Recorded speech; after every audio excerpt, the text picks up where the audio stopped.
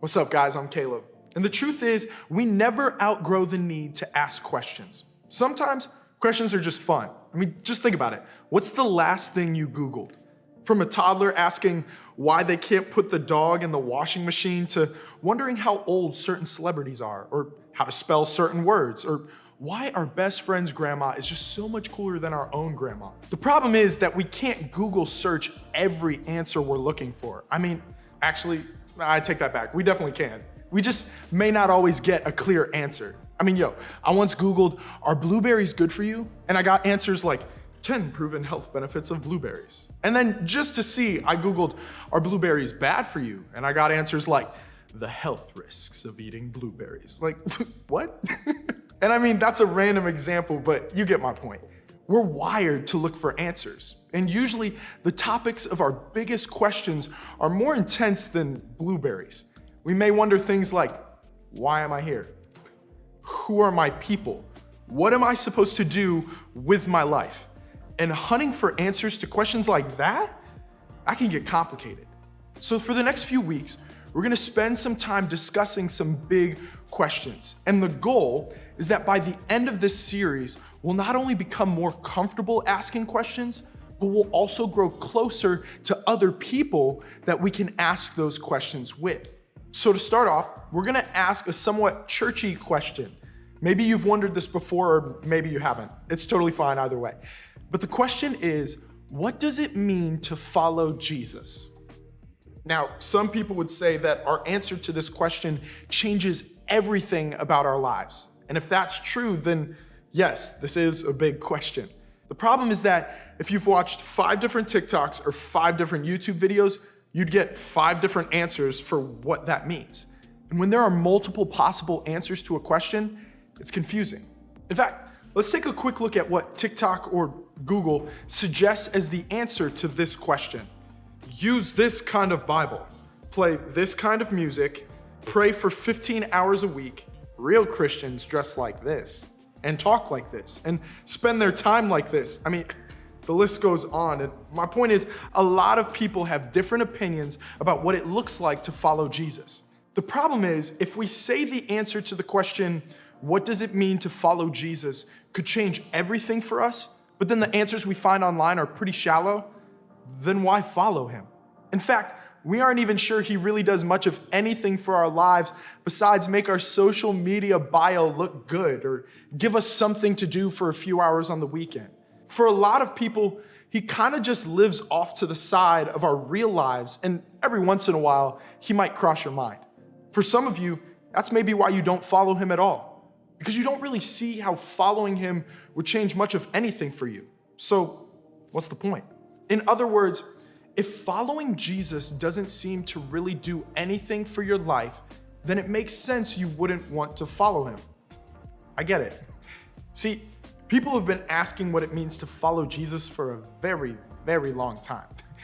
People are asking it now, and people were asking it thousands of years ago when Jesus showed up. Now, in the Gospels, the part of the Bible that tells us about Jesus' life, we're given an insider look at what following Jesus is all about. See, Matthew writes this. One day, as Jesus was walking along the shore of the Sea of Galilee, he saw 2 brothers, Simon, also called Peter, and Andrew, throwing a net into the water, for they fished for a living. Jesus called out to them, "Come, follow me, and I will show you how to fish for people." And they left their nets at once and followed him. Jesus was a teacher. Back in the day, religious leaders, not just Jesus, had disciples, which were people who followed them around to learn from them. Disciples kind of found their identity in being associated with a certain teacher because of what that teacher taught.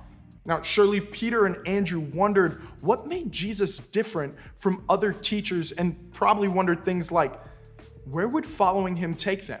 And how long would they be gone? Jesus answers by basically saying, follow me and watch the way I live my life. Watch how I do things, and then go and do the same. And when you do that, you know what will happen?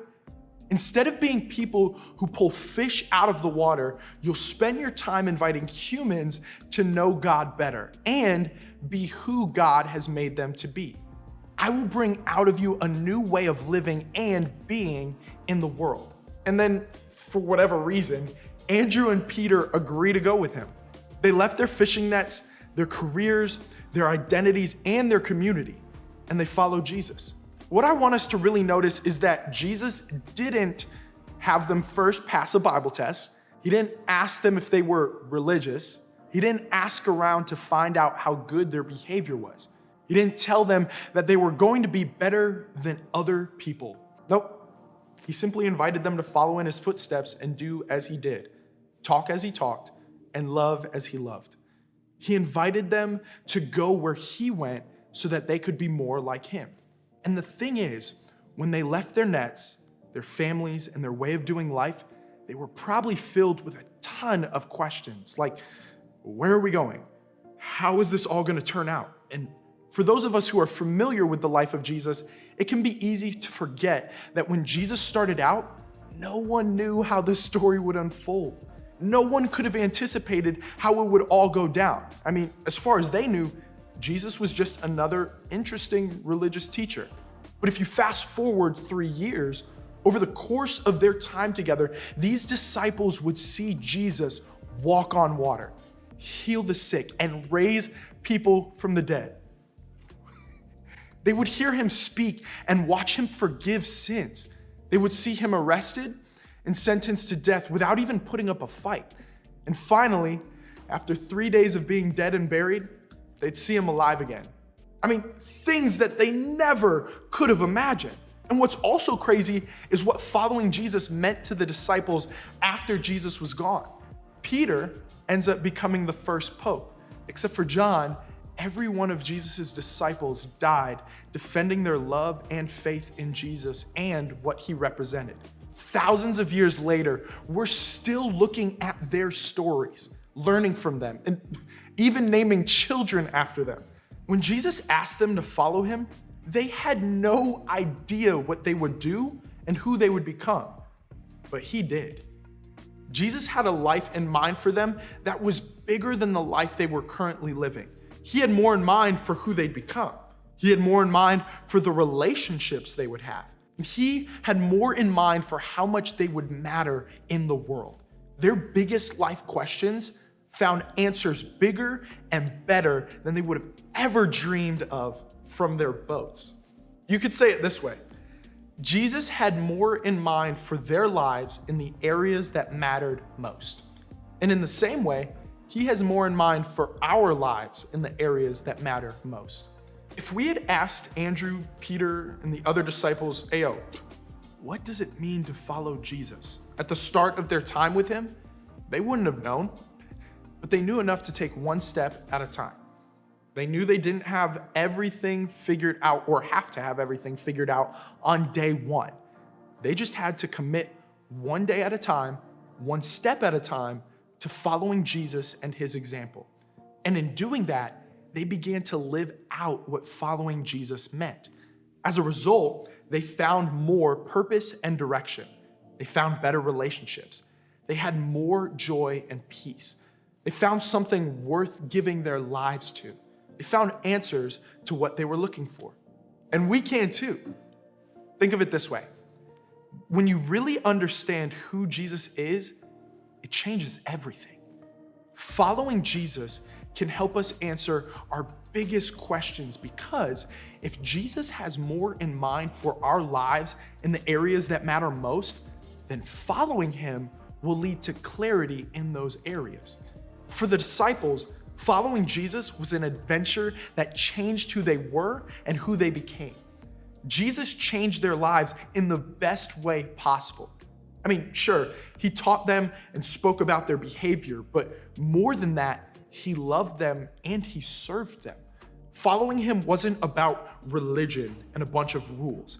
It wasn't about a social media aesthetic or about following secondhand information from other people who claimed to know him.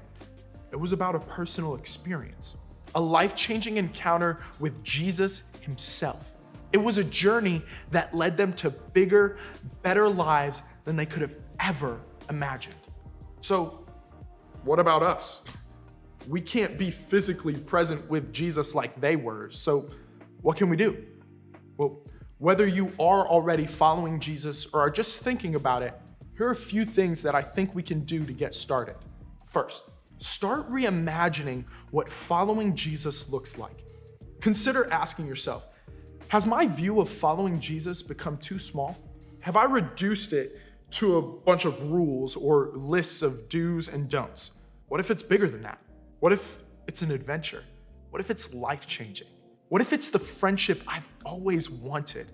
Write it down, draw it out, visualize it in a new way. And two, take a step. Follow the example of Andrew and Peter. They simply took a step to follow Jesus. They left their nets. They didn't know what would happen with their lives. They just trusted him enough to take one step. What would a step look like for you? Now, don't overwhelm yourself with 3 or 5 years down the road and all the steps to take to get you there. Start with just one single thing, one single step. Maybe it would be to be honest with God and be open with him about some questions you have. Maybe it would be to have a conversation with your small group leader or another adult that you trust about what's actually going on in your life. Maybe it would be to show up here consistently or engage with your small group.